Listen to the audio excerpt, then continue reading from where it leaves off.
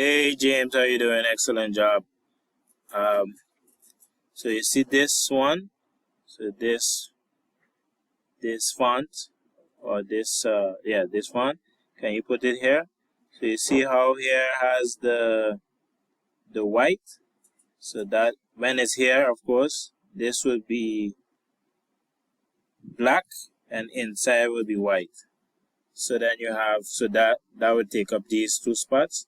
So then you have like a contrast. Okay?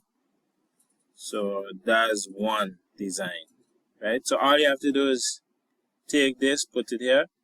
So where you have the white would be black and inside would be white. Yeah? So that's one. Okay, for this one, you see this symbol. This is Eiffel Tower. Can you take this out and put a icon of a plane landing? I will look for one and send it. Yeah? Okay, this is another concept you will do for, so you see how, so the icon will be black with this type of shadowing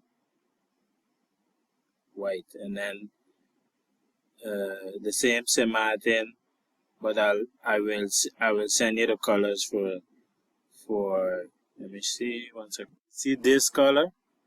I would like this color to be in the St. Martin.